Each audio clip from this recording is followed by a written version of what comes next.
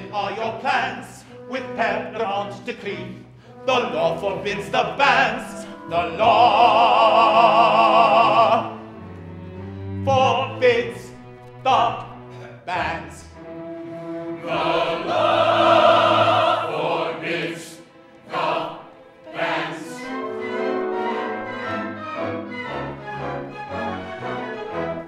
Well, you're a pretty kind of fellow, thus my life to shatter, oh. My dainty bride, my bride-elect, you wheedle and you flatter, oh. You fascinate her tough old heart with vain and vulgar patter, oh. And eat my food and drink my wine, especially the latter, oh. The latter, oh, especially the latter, oh. The latter, oh, especially the latter, oh. But when compared with all the crimes for which your head are batter, oh, this flibberty-gibberty kind of a liberty scarcely seems to matter, oh. But when compared with all the crimes for which your head you batter, oh, this flibberty-gibberty kind of a liberty scarcely seems to matter, oh.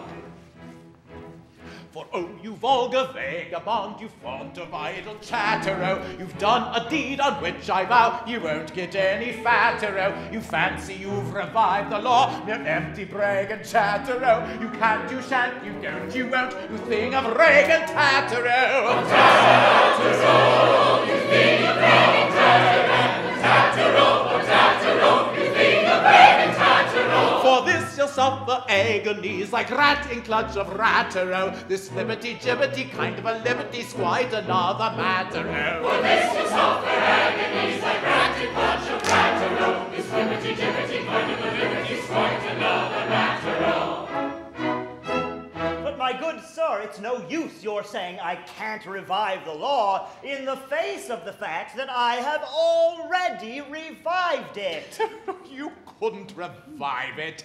You are an imposter, sir. This is absurd.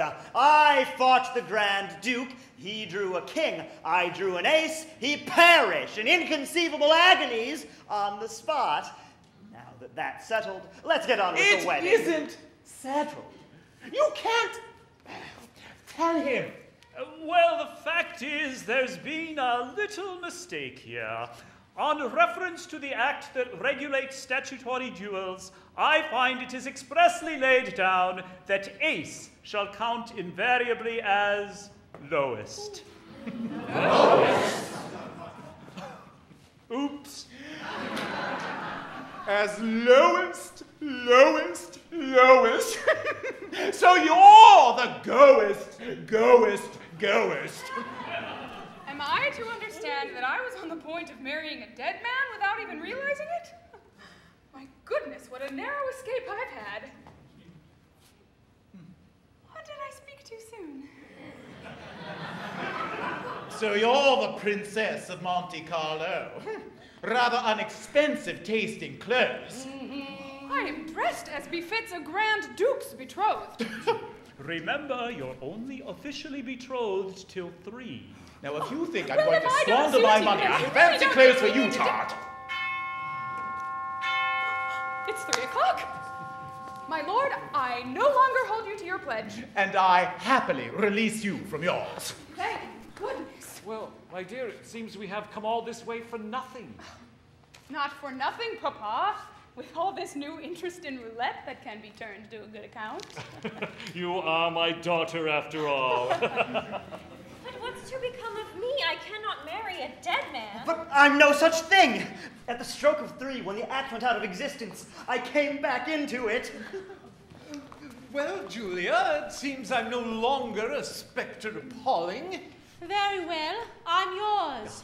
But only if you promise me some strong scenes of justifiable jealousy. Justifiable jealousy, my love. I couldn't do it. Then I won't play.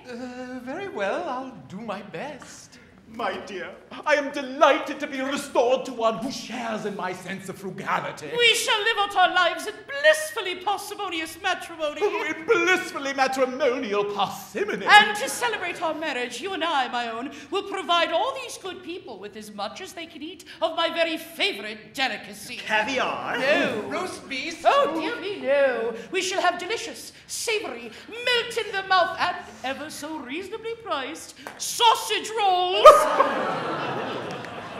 You're too kind, madam. But before we face, that is, enjoy our wedding feast, let's bring back the parsons and we'll all be married directly. Hurrah!